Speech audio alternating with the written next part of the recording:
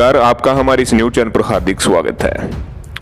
Congress high command ने राजस्थान में pilot के मन के मुताबिक बड़ा फेरबदल करने के लिए अग्रसर हो चुके हैं। राजस्थान कांग्रेस के केस का दिल्ली दरबार में ट्रायल शुरू हो चुका है। सचिन पायलट और राहुल गांधी की मुलाकात में जो शिकायतों के निपटारे के लिए जो तय हुआ था, उस पर अमल अब शुरू हो गया है।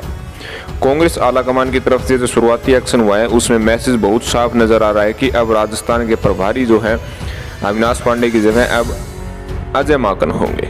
यानी सीधे तौर पर अब बहुत बड़ा फेरबदल राजस्थान में देखने को मिल रहा है। सचिन पायलट की शिकायतों को लेकर कांग्रेस की जो 3 सदस्यों की कमेटी बनाई गई है, उसमें मुख्य तौर पर के.सी. वेणुगोपाल और अहमद पटेल के साथ साथ अजय माकन को भी शामिल किया गया है।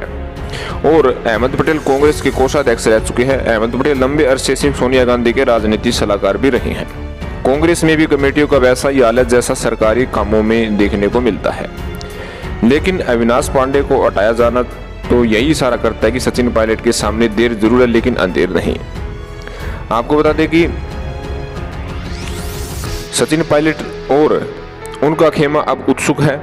बताया जा रहा है कि सचिन पायलट अपने समर्थक 5 विधायकों को मंत्री बनाना चाहते हैं। हाईकमान के सामने पहले ही दिन उन्होंने इस बारे में बातचीत कर ली थी।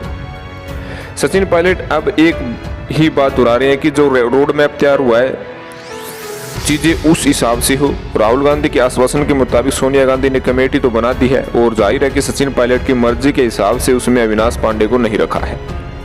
अहमद पटेल और के.सी. वेणुगोपाल लगातार सचिन पायलट के संपर्क में रहे। अहमद पटेल जहां सोनिया गांधी के भरोसेमंद है, वहीं के.सी. वेणुगोपाल को राहुल गांधी का करीबी भी माना जाता है। अविनाश पांडे के खिलाफ एक्शन से कई और भी बातें साफ होती है कि जिसे ऑडियो क्लिप के आधार पर राजस्थान पुलिस के स्पेशल ऑपरेशन ग्रुप ने सचिन पायलट को नोटिस दिया था, जिसमें पहले तो राजद्रोह के मामले से ही पीछे हट गया, बाद में बोल दिया कि केस ही नहीं बनता। अगर ये सब झूठा ही था तो सरकार गिराने की साजिश कहाँ रची गई, किसने साजिश रची थी? जो केस दर्ज होने पर अशोक गहलोत जोर जोर से बोल रहे थे कि सचिन पायलट ने भी सरकार गिराने की साजिश में जो है शामिल हो रहे थे, और वो केस ही खत्म हो जाता है तो साजिश का सवाल ही कहाँ उठता है। सचिन पायलट सोनिया गांधी और राहुल गांधी से मिलकर शुरू से ही यही बात तो बताना चाहते थे, लेकिन अशोक गहलोत के मायाजाल में फंसा कांग्रेस नेता कुछ ही सुनने को तैयार न था। फिर तो यही लगता है कि कांग्रेस नेता तो अपनी गलती का दोष सचिन पायलट पर मंड रहा है। सचिन पायलट की बातें मान लेने का मतलब अशोक गहलोत को दोषी मानना, और ऐसा करने का मतलब तो यही हुआ कि कांग्रेस नेतृत्व ने दोनों पक्षों को सुने बगैर ही मान लिया। अशोक गहलोत सही बोल रहे हैं और सचिन पायलट गलत हैं।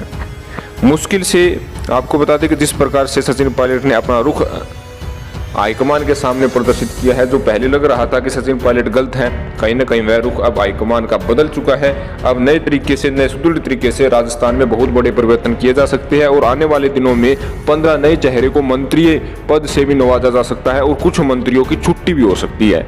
तो धीरे धीरे देखिए होता है क्या, राजस्थान में अब बड़ा समीकरण बनता जा रहा है, और आने वाले समय में और भी कांग्रेसी नेताओं के बीच गहमा गहमी राजनीति तौर पर देखी जा सकती है।